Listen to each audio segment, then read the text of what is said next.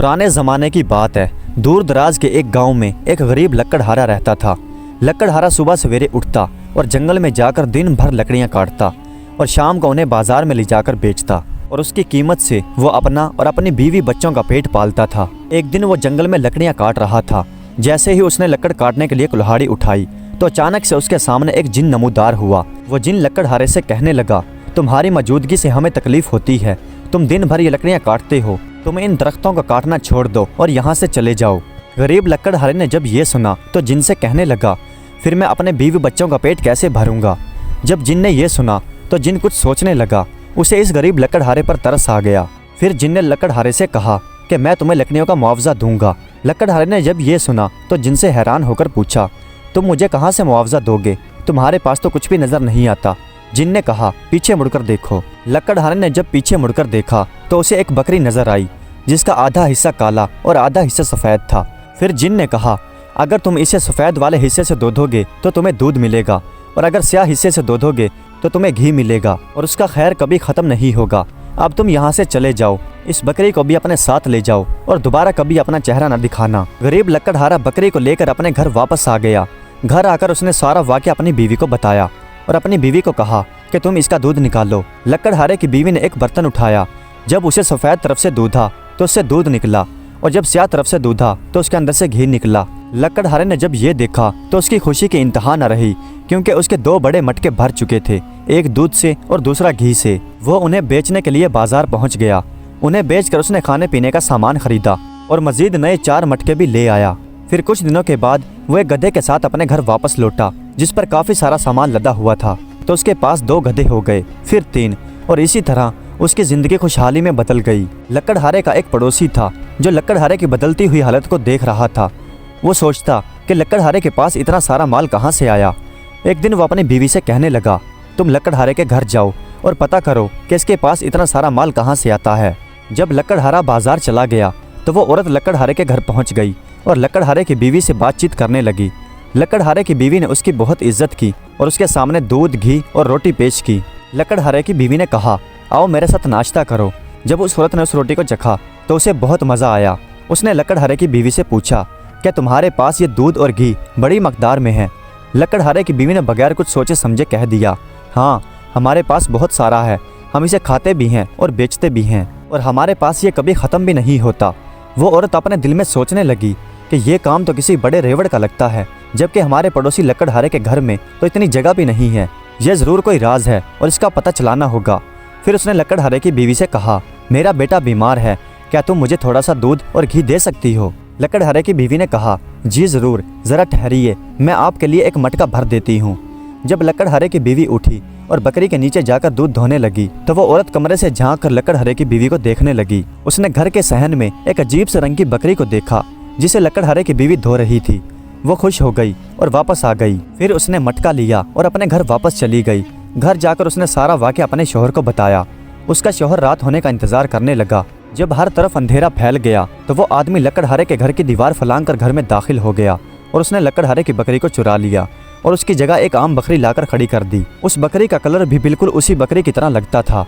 जब उस आदमी को यकीन हो गया कि कोई भी इस बकरी को नहीं पहचान पाएगा तो वो आदमी अपने घर वापस आ गया और घर ले जाकर बकरी को छुपा दिया। सुबह उठकर जब लकड़हारे की बीवी ने बकरी का दूध धोया तो उसे सिर्फ थोड़ा सा दूध मिला। फिर उसने अपने शौहर को बताया। लकड़हारे ने जब ये सुना तो वो दौड़ता हुआ आया और बकरी को गौर से देखकर चिल्लाकर बोला, ये हमारी बकरी नहीं है, हमारी बकरी को किसी ने चुरा लिया है। फिर लकड़हारे ने अपनी बीवी से पूछा, क्या कल कोई तुम्हारे पास आया था। फिर लकड़हारे की बीवी ने सारा वाक़या अपने शौहर को सुना दिया। लकड़हारा कहने लगा, उस आदमी के सिवा कोई और नहीं हो सकता, वो बहुत बदनीयत आदमी है। लकड़हारा काजी के पास पहुंच गया और सारा वाक़या काजी को सुनाया। वो पड़ोसी भी वहां पर हाजिर हो गया। पड़ोसी कहने लगा, ये आदमी पागल है, क्या कभी किसी ने सुना है कि कोई बकरी दूध और घी देती हो। काजी ने लकड़हारे से कहा, मैं तुम्हें दोबारा अपने सामने नहीं देखना चाहता, क्या तुम समझ गए। और हाँ, दोबारा तुम अपने पड़ोसी को कभी तंग मत करना, अगर तुमने ऐसा किया तो मैं तुम्हें सख्त सज़ा दूंगा। लकड़हारा मायूस होकर घर वापस आ गया और वही रकम अपने घर से खर्च करता रहा। जब उसके पास सब माल ख़त्म हो गया तो उसने मटके और गधे भी बेच दिए। अब उसके पास कुछ भी ना बचा। अब उसके बच्चे भी भूख से बेहाल होने लगे। फिर लकड़हारे ने अपनी कुल्हाड़ी उठाई और जंगल में जाकर लकड़ियाँ काटने लगा। लकड़हारा बहुत मायूस था। ऐन इसी वक्त वही जिन दोबारा नमूदार हुआ और गुस्से से बोला, हमने ये तय नहीं किया था कि तुम दोबारा भी यहाँ पर आओगे। लकड़हारा मायूस होकर बोला, मेरे पड़ोसी ने मुझे धोखा दिया और मेरी बकरी को चुरा लिया, इसीलिए मैं यहाँ पर आया हूँ क्योंकि मेरे बच्चे भूखे हैं, बस इसीलिए मुझे काम पर वापस आना पड़ा।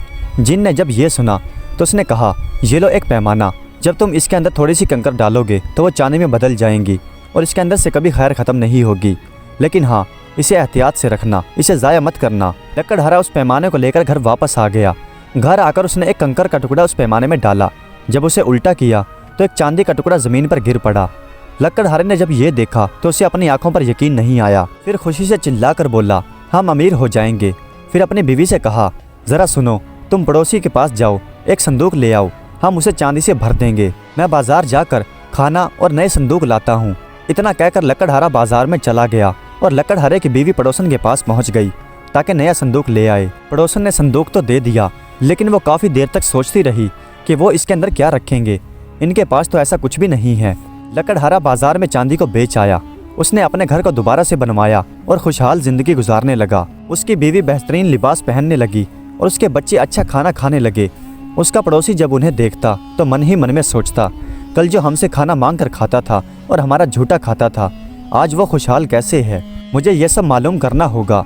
और वो बकरी जो दूध और घी देती थी, उसे तो मैंने चुरा लिया था, लेकिन वो काफ़ी नहीं है, मुझे सब कुछ चाहिए जो इस लकड़हारे के पास है। वो आदमी घर गया और उसने अपनी बीवी से कहा कि लकड़हारे की बीवी के पास जाओ और उससे पूछो कि वो संदूक में क्या रखते हैं। लेकिन लकड़हारे ने अपनी बीवी को सख्ती के साथ मना कर दिया था कि वो अपनी पड़ोसन को घर में दाखिल ना होने दे और ना ही उसे पैमाने के बारे में बताए, क्योंकि अगर इस बार पैमाना खो गया तो वो भूख से मर जाएंगे और ना ही वो दोबारा जंगल जा सकेंगे।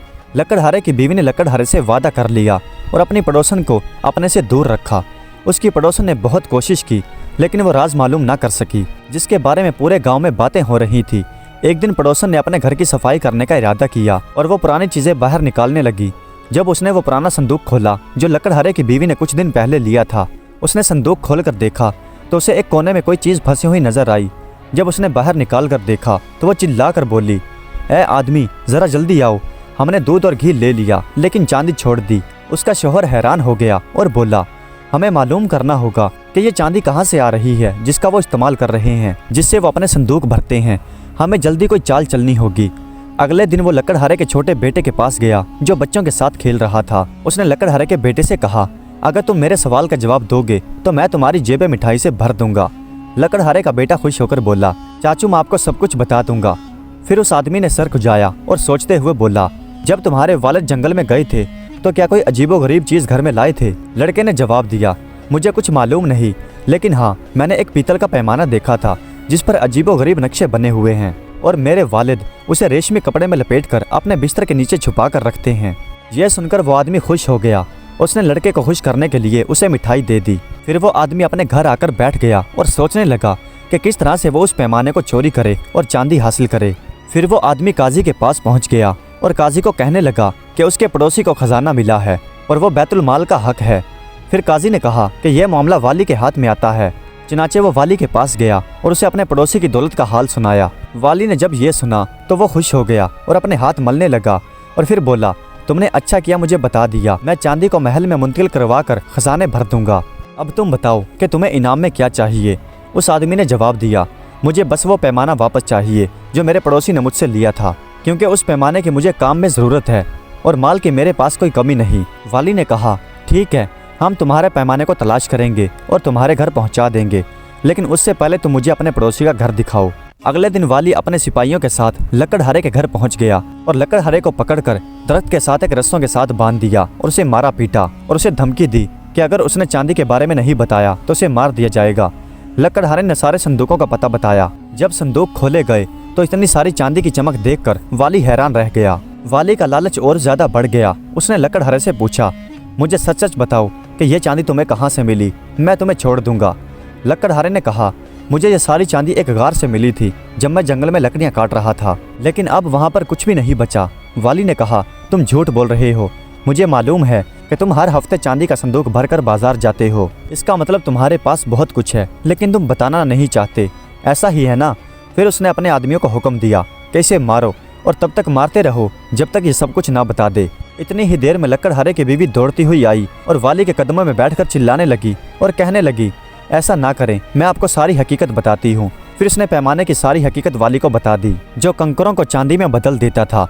वाली ने सारा वाकया सुना तो वो कहने लगा, अब समझ आया कि इस आदमी ने गरीब लकड़हारे की शिकायत क्यों की थी। ये कैसा कमीना शख्स है।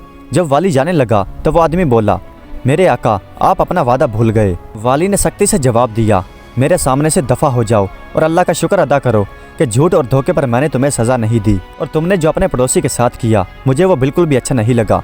मेरे सामने से हट जाओ, ए लालची आदमी। वो आदमी शर्मिंदा होकर घर वापस लौटा। वो अपने लालच पर नादिम था। जब उसकी बीवी ने देखा तो मलामत करते हुए बोली, तुम्हारी किस्मत ही खराब है। जो चांदी लेगा वो किसी न किसी तरह से पैमाने तक पहुंच ही जाएगा। तुम्हारा पड़ोसी बहुत से राज छुपाए हुए हैं, वो ज्यादा देर नहीं लगाएगा। अगली बार ये काम मुझे करने दो। अगली बार मैं ये राज मालूम करने में ज्यादा देर नहीं लगाऊंगी। उधर लकड़हारे ने अपने गधे और संदूक बेच दिए। फिर इसके पास खाने के लिए कुछ न रहा। वो कुछ अरसे के बाद फिर दोबारा जंगल में गया और लकड़ियाँ काटने लगा। उसने एक बड़े से दरख्त को जब काटने के लिए कुल्हाड़ी उठाई तो वही जिन दोबारा उसके सामने आ गया। इस बार उसकी आंखें गुस्से से लाल थी। उसने गुस्से से चिल्लाकर कहा, क्या तुम्हें वो पैमाना काफ़ी नहीं था जो तुम दोबारा आ गए हमें तंग करने के लिए? लकड़हारा रोने लगा और उसने सारी बात जिन को बता दी। जब जिन ने लकड़हारे की बात सुनी तो उसे फिर से लकड़हारे पर रहम आ गया। उसने लकड़हारे के कंधे पर हाथ रखा और कहा, तुम्हारी बीवी तुमसे बहुत मोहब्बत करती है। अब की बार मैं तुम्हें ऐसी चीज़ दूंगा जो किसी की नज़र में नहीं आएगी और तुम्हें मटकों और संदूकों की जरूरत नहीं पड़ेगी। उसने लकड़हारे को एक लकड़ी की तख्ती सौंप दी और कहा, इसे अपने बाग में रख देना और सुबह जब इस पर शबनम के कतरे गिर जाएंगे, जब तुम इसे देखोगे तो वो हीरों में बदल जाएंगे। ज़रा ध्यान से सुन लो, ये आखिरी बार है जो मैं तुम्हें ऐसी चीज़ दे रहा हूँ जिससे तुम रोज़ी कमा सकते हो। इसके बाद तुम्हें खुद ही अपना बंदोबस्त करना होगा, हमसे दूर रहकर। क्या तुम समझ गए? लकड़हारे ने सर झुकाकर कहा, अगली बार मैं अपना घर बेचकर इस गांव से चला जाऊंगा, क्योंकि ऐसे बदनीयत और लालची पड़ोसी के साथ रहने में कोई फ़ायदा नहीं। फिर वो अपने घर वापस आया और सारी बात अपनी बीवी को बताई। अगली सुबह उन्होंने देखा कि 3 हीरे के टुकड़े पड़े हैं जिनकी खूबसूरती की कोई मिसाल नहीं थी। लकड़हारे ने इनमें से एक लिया और एक बड़े सुनार के पास ले जाकर उन्हें बेच दिया और बहुत सा माल लेकर घर वापस आ गया। अगरचे लकड़हारा ऐसे महसूस करवाता था कि इसके पास कुछ भी नहीं है, लेकिन इसकी पड़ोसन ने जल्दी अपनी चालाकी से यह पता चला लिया कि लकड़हारे के पास कुछ तो है जिसे वो छुपा रहा है। वो अपने शोहर पर जोर डालने लगी कि वो जल्द से जल्द इनका राज मालूम करे। इधर बादशाह ने भी जब इन बड़े हीरों के बारे में सुना तो उसने भी हुक्म दिया कि इसके बारे में पता चलाया जाए कि ये कहाँ से आए हैं। लेकिन लकड़हारा बहुत मोहतात था। वो हर बार किसी दूसरे सुनार के पास ले जाकर उन्हें बेचता और पैसा दफन कर देता। पड़ोसी ने भी राज को मालूम करने की बहुत कोशिश की, लेकिन वो मालूम ना कर सका। एक दिन लकड़हारे के पास बहुत सारे मेहमान आए और वो रात को काफ़ी देर तक जागता रहा और सुबह वो देर से उठा। इसी दौरान एक कौवा आया। उसने तख्ती पर रखे हुए हीरे देखे तो उसने एक हीरा उठाया और हवा में उड़ गया। इसी दौरान उसकी पड़ोसन ये सब कुछ देख रही थी। उसने उस कौवे का पीछा किया यहाँ तक कि वो उसके घोंसले तक पहुँच गई। इसने जब कौवे के घोंसले में हाथ डालकर देखा तो इसके हाथ में एक हीरे का टुकड़ा आया। वो ये देखकर हैरान होकर बोली कि मेरे पड़ोसी के पास हीरे का खजाना है और मुझे मालूम भी नहीं, मगर ये सब उसके पास कहाँ से आया? वो वापस आई और छत पर चढ़कर उसने देखा तो वहाँ पर कोई भी नहीं था। उसे समझ नहीं आ रहा था कि आखिर ये कौवा हीरा कहाँ से लाया। फिर अचानक उसने देखा कि सुल्तान का जुलूस लकड़हारे के घर के सामने अचानक रुक गया। वो कहने लगी, अफसोस कि सुल्तान हमसे पहले पहुँच गया। जब सुल्तान ने लकड़हारे से पूछा तो उसने इनकार कर दिया कि मुझे कुछ भी मालूम नहीं। वो तो एक गरीब आदमी है जो लकड़ियाँ काट कर अपना गुजारा करता है। सिपाहियों ने उसके घर की तलाशी ली, उन्हें वहाँ पर कुछ भी नहीं मिला सिवाय चंद सिक्कों के, और किसी ने भी इस लकड़ी की तख्ती पर तवज्जो ना दी।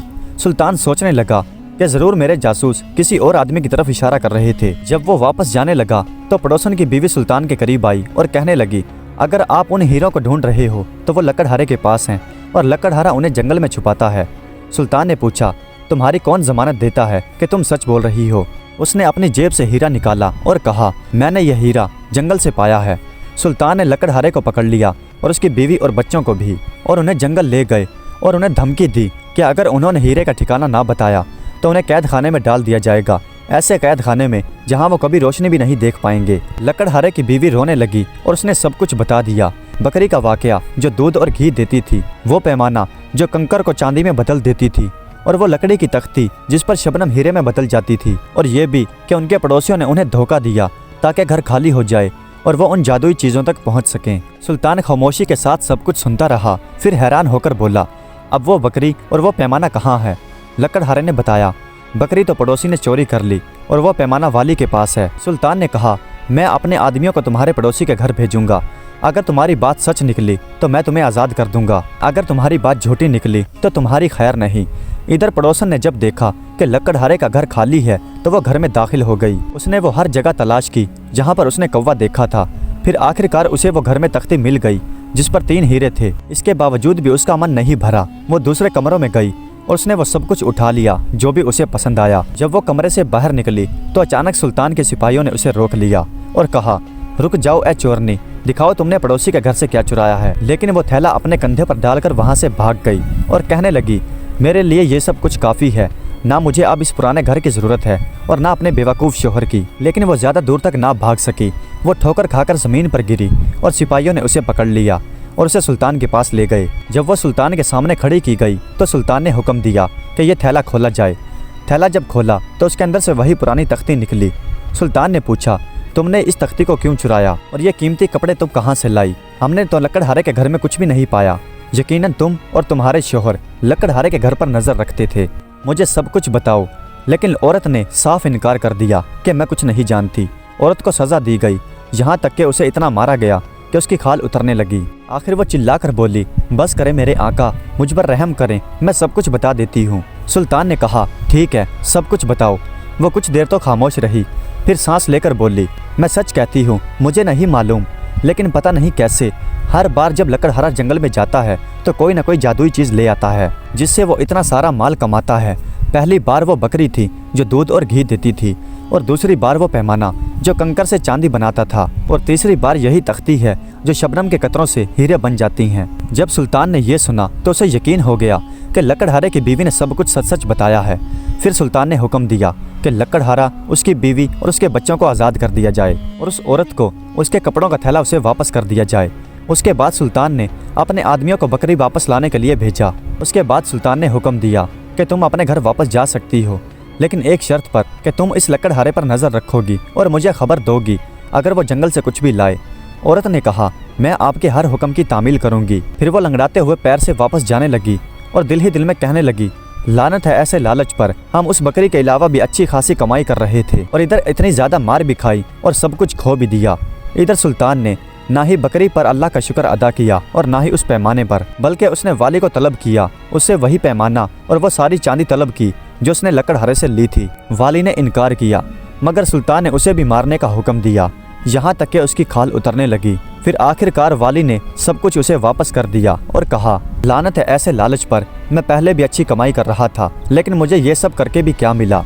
उधर सुल्तान ने कीमती हीरे और चांदी जमा करना शुरू कर दी, यहाँ तक कि वह सबसे ज़्यादा मालदार सुल्तान बन गया। कुछ महीनों बाद लकड़हारे का दफन किया हुआ माल ख़त्म हो गया और उसके बच्चे फिर से भूख से तड़पने लगे।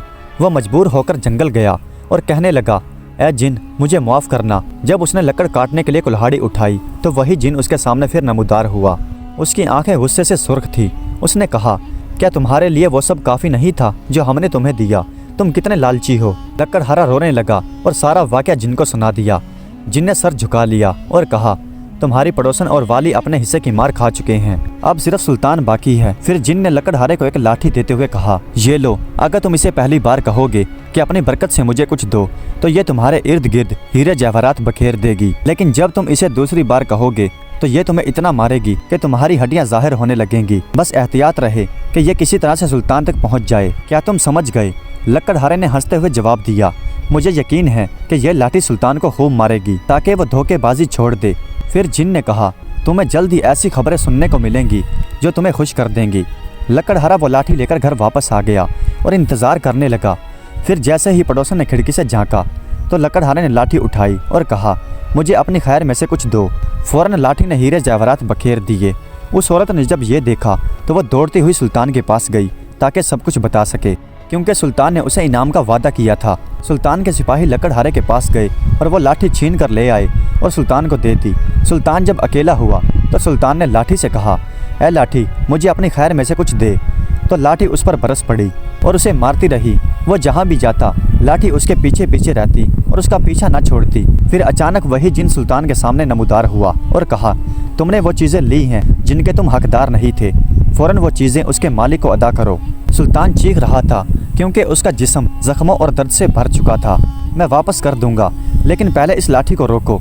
लाठी फौरन रुक गई। सुल्तान ने फौरन अपने सिपाहियों को हुक्म दिया कि फौरन तीनों चीज़ों लकड़हारे को वापस कर दी जाएं। फिर जिन ने कहा, मैं उम्मीद करता हूँ कि दोबारा तुम लोगों की रोजी पर हाथ नहीं डालोगे और कभी गरूर नहीं करोगे कि तुम सुल्तान हो, क्योंकि तुमसे ज्यादा ताकतें और भी मौजूद हैं। सुल्तान दर्द से कहराते हुए बोला, मैं वादा करता हूँ और अपने माल का चौथाई हिस्सा सदका करता हूँ, बस उस लाठी को मुझसे दूर कर दो। हाय मेरी कमर, हाय मेरा सर। जिन ये सुनकर हंसने लगा और गायब हो गया। उधर लकड़हारा अपना घर छोड़कर एक बड़े शहर में चला गया और वहाँ एक अच्छी जिंदगी गुजारने लगा, जैसे सुल्तान गुजारते हैं। उसने अपना घर और अपने पड़ोसियों को पीछे छोड़ दिया, जो अपने किए पर शर्मिंदा थे। वो आपस में कहा करते थे, हमें चाहिए ताकि हम उसके साथ अच्छा सलूक करते, ताकि उसके साथ कमाते। इसके चले जाने की वजह हम ही हैं और इसके बाद हमें बहुत सारी मुश्किलात का सामना करना पड़ा, यहाँ तक कि हमारे पास खाने को भी कुछ नहीं बचा।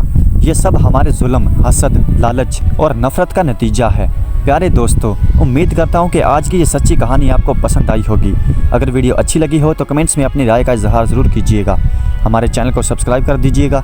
वीडियो देखने का बहुत बहुत शुक्रिया।